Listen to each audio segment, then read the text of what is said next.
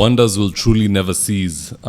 There's a malicious person who decided to get Governor Irungu Kangata in a very relaxed state, because that's when people speak at their most honest and forthright persona. And what Irungu Kangata was captured saying in this video is that if ever any case or any impediment came his way, he would just blame it on Ruto and people would buy it.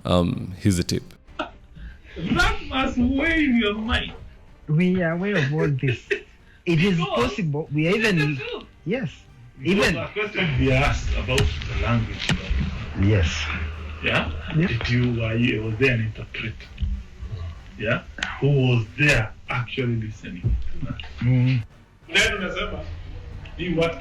Lakini sasa imagine kesi ya 2021. Imagine mimi nafunguliwa mashtaka ya hivi Ruto. No, wanataka kaemba. Lakini enyewe governor on a serious note, so you just give us an interview. No, nataka tuende continue.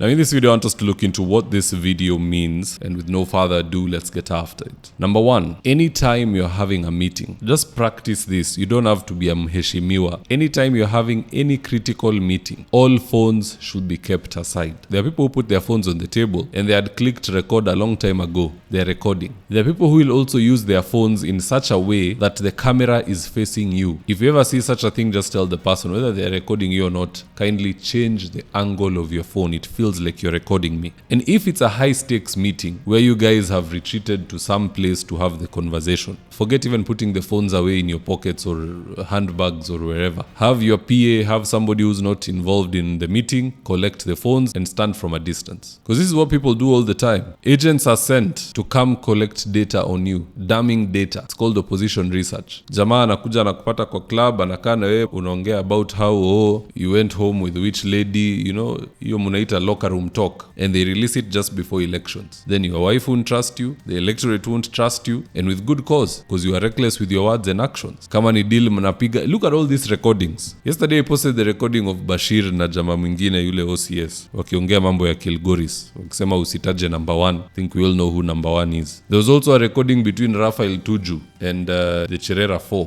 wakipanga how they'll micromanage the media. How are all these videos and audios leaking? It is because people are not careful. The first source of recording is one of the two parties which are present. The second source of recording, especially for phone calls, is the service provider. The government now has ways. Remember back then they were looking to buy the software from America. It was called MPESA, that allows them to record real-time conversations. Na mimi nashuku hiyo ndo kitu ilitumika against kina Raila saa ya hii maandamano after 2022, because the Hustler Nation Intelligence Bureau knew everything. Huyu ametoa 10 million, huyu ametoa 15 million. That is how they knew Uhuru is even financing, because they were listening in. Irungu Kangata needs to know better. Asikae na watu ambao hawajasurrender simu zao or who have not even been patted down. He's a governor, he can afford it. Second thing worth noting, at one point in time, Irungu Kangata was considered as possibly the next deputy president of this republic, having replaced the exiting Rigathi Gachagua at the time. But I don't know what the president knew that made him overlook Irungu Kangata. Because when you are considered for the deputy president position, it is a blessing and a curse. Because now also the NIS is on your tail. They want to know where you eat, where you sleep,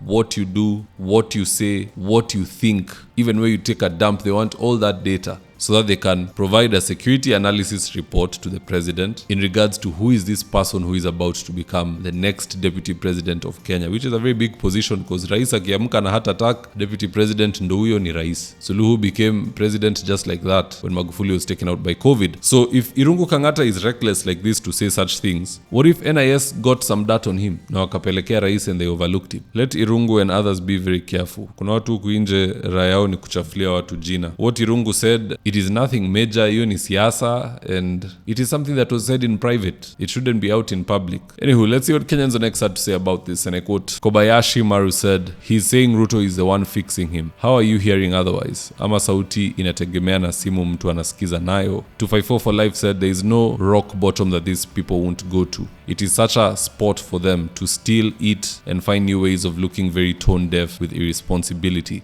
Oliver Cheriot said, I thought this was the only one remaining. Just Irene said, I love seeing these people slip up and expose themselves. He thought he was so untouchable. Warrior said, Kangata was just joking mama. Hii upuzi haina ushahidi. Ni fitina tu, hata nation wameandika hakuna ushahidi wa madai. Prime Kihaguru said, actually if there was one man I respected, it was the governor. That clip really changed my perception to our mountain politicians. And finally, Dan Torish said, but even children know Ruto is a crook. But what say you guys? Do drop me your comments in the comment section below and I'll do my best to read them and to give you a response. And in the event you're here for the first time, please go on and hit the subscribe button. And if you're watching for a different platform, just head on over to YouTube, search for mzitowafula, hit the subscribe button. You're going to be getting a ton of content of this nature. If politics is something you're passionate about, this is definitely the one channel that you really need to subscribe to.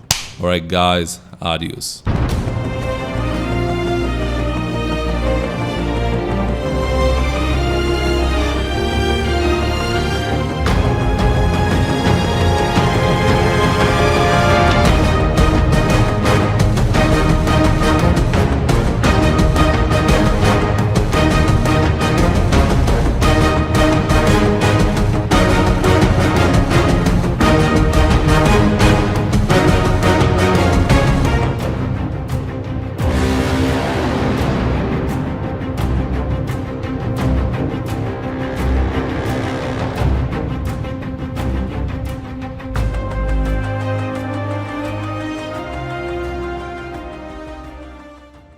Thank you for choosing David Wafula as your primary news platform.